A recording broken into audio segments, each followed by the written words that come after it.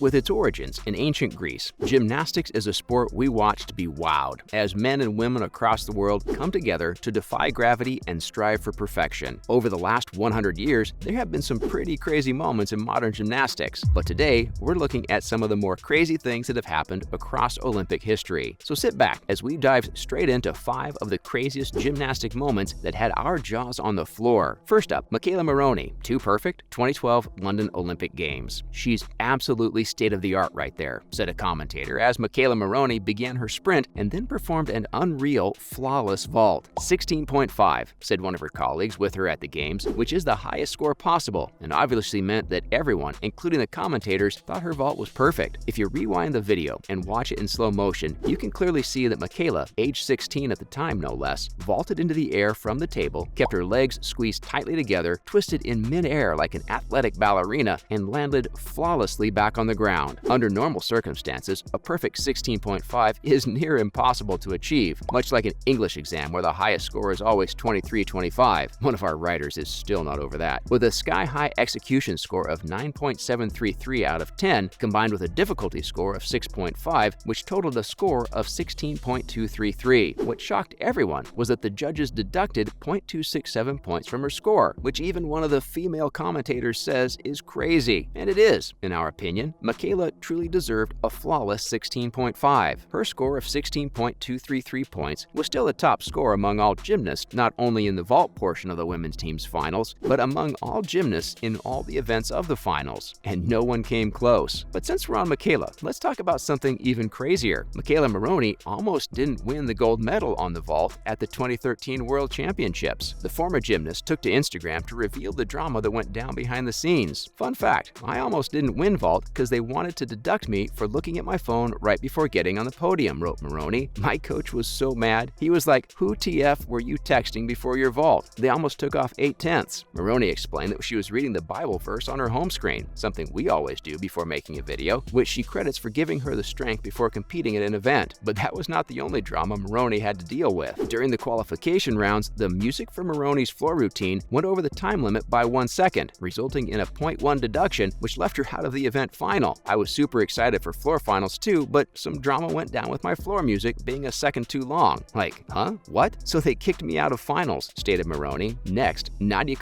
scores perfection, 1976. In the 1976 Olympics, Nadia walked out to the runway and did what everyone thought was impossible. Even though Nadia had already won the all-around, uneven bars, and beam gold medals as well as bronze in the floor exercise, what she achieved on the 18th of July surprised even the scoreboards. Let us explain. During the team competition, Comaneci recorded a perfect score of 10 on the uneven bars, the first perfect 10 in Olympic history. And if you've watched Nadia perform the vault and the uneven bar routines in old footage from 1976, you'll know exactly why she was able to accomplish this feat. From the way she handles her speed and maneuvers her body across the uneven bars, to the way she performs somersaults and backflips on the beam. There's nothing quite like it. The entire arena sat in a trance as Nadia went through her routine, and the crowd eventually erupted in loud cheering, knowing history had been made. This is where the scoreboards come in, and where the craziness happens. A perfect 10 was so monumental, so unheard of, that the scoreboards weren't equipped to display the number 10, and instead defaulted to 1. It's now legend that the scoreboard that day lacked the technical capacity to display the number because a perfect score was considered unattainable. Comaneci proved that the 10 was not a fluke either. She laid claim to not 2, not 3, but 7 10s during the competitions. Safe to say that the 1976 Olympics belonged to 14-year-old Nadia Comaneci. Oh, did we mention that she was just 14 years old? Up next, Shunfujimoto destroys his knees, 1976. During his final tumbling run within the team competition, 26-year-old Shunfujimoto had a slight injury. Turned out that he'd broken his right kneecap. Under normal circumstances, he would have withdrawn right there, but the Japanese were in a tight race with the Soviet Union for the gold medal, so Fujimoto hid his injury and moved to the next event, the pommel horse. Despite the pain, Fujimoto managed to score a 9.5. His next event was the rings, an impossibility with a broken knee, right? But Fujimoto couldn't be stopped. He performed the routine of his life, scoring a career-high 9.7. He finished with a twisting triple somersault dismount, landing with his right knee and somehow buckling only slightly. Now here's where it gets crazier. During his dismount, Fujimoto had dislocated his kneecap and torn ligaments, but he wanted to continue. He was planning to ask for a painkiller, but doctors were horrified and ordered him to withdraw. This wasn't the end though. Fujimoto's teammates had watched all his performances with a broken kneecap and were not only inspired by his grit and desire to continue, but despite finishing the event one man short, they were able to win the gold medal in the final event in the closest competition in Olympics history, 576.85 to 576.45. Next up, George Eiser wins 3 gold, but the catch is 1904.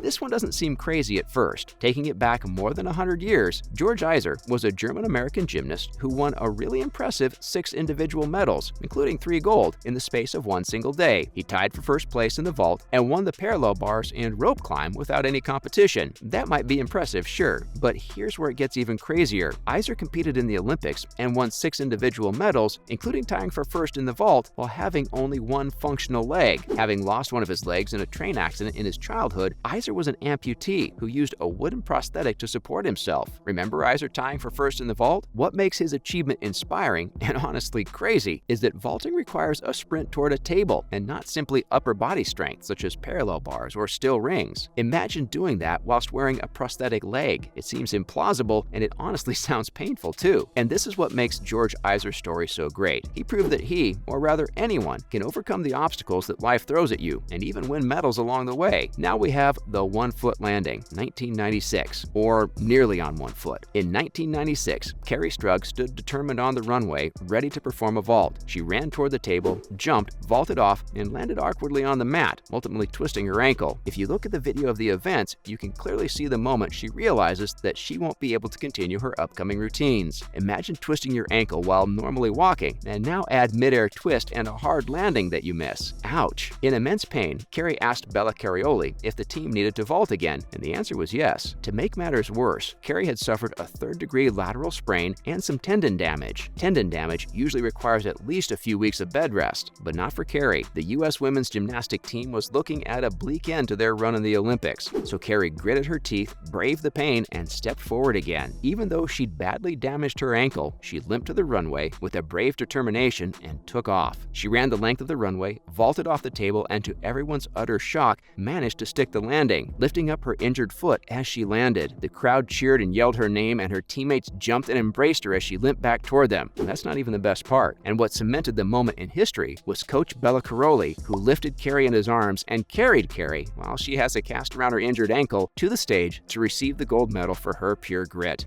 Don't let anyone tell you that women aren't badass. And that's a wrap for this video. Did we miss out on any crazy gymnastics moments? Let us know in the comments below. Make sure to give this video a thumbs up and subscribe to our channel for more videos like this. See you in the next one.